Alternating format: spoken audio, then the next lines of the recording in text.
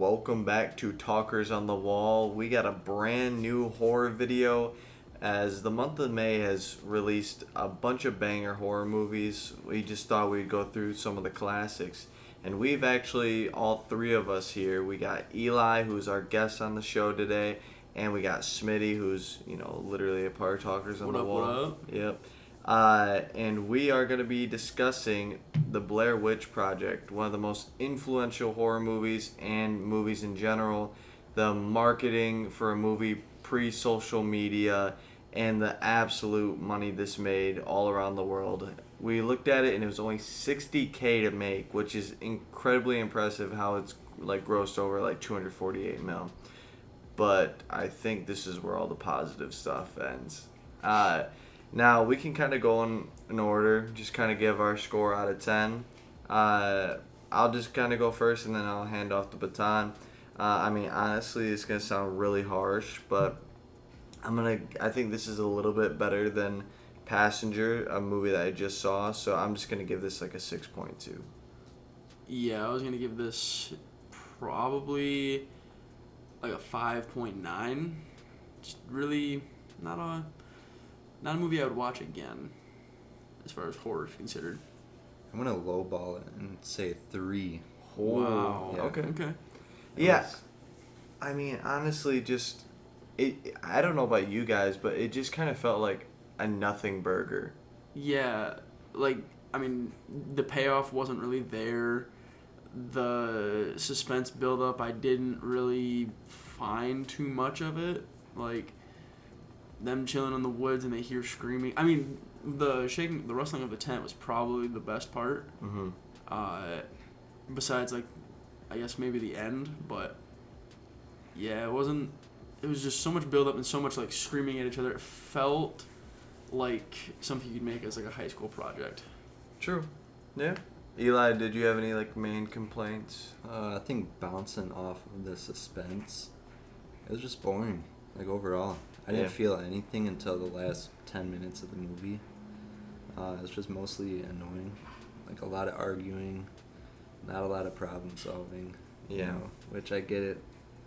That's kind of what they're going for, days over time, kind of show how crazy you get, but, Yeah, I felt like the days over time and, the mental fatigue along with physical fatigue, but, I'm, as, a enjoyer of film, I enjoy films the most when I can really, feel, the pain and, the emotions of the characters, and you just could not enjoy any characters. I am all for gray characters, someone you might find annoying but they're charismatic, or someone that you think is an asshole but they have a really dark past that you kind of vibe with, and you're oh my god, this character's an asshole but because of this, and you just don't get that at all these just come in a very obnoxious, maybe I don't know, they were pretty much all three strangers when they met.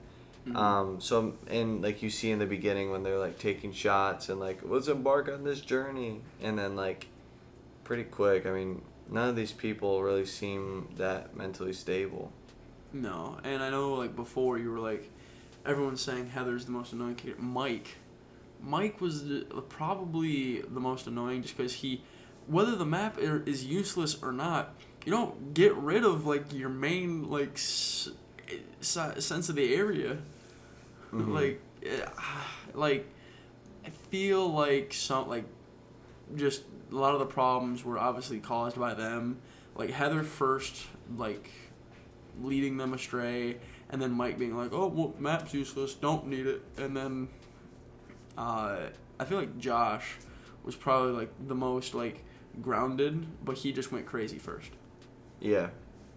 No, that's completely fair.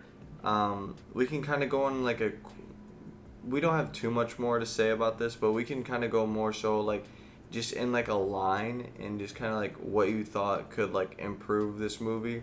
Because I just want to say again, I don't think any of us would deny how influential this movie was, how the camcorder shot literally makes you feel you're in a live action almost Resident Evil 7 and Outlast kind of view. But for me, I think what could really improve this movie, I think you need to be in the house. I think the house needed to be bigger.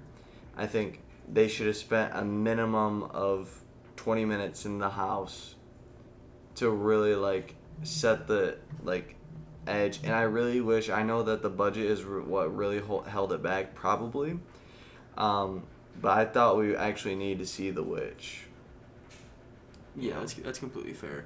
I feel like some like the nighttime shots needed to be like a little more clear. I know it's like a camcorder shot, but still have it be like a movie shot, but like in like the camcorder type like style, just so you can actually, because when they're just swinging it around, it's like I'm just looking at blurs Or just darkness.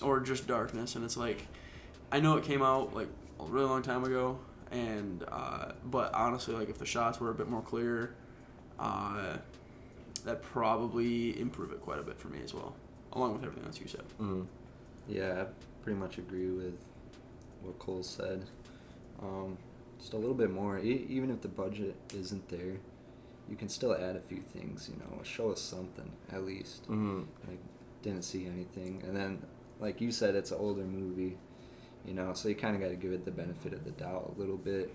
I think this generation is a little more numb to seeing a lot of stuff like this, but I'm sure if we were, in theaters in 1999, Mm-hmm. it probably popped off then. But Yeah, I mean, it really did. And like, like I saw a couple things on like some reviews as well. Like, it would be pretty cool to watch this on like a VHS. Like, yeah, that's true. Like on like an older like TV, like you just got like a brand new box TV from like 2002.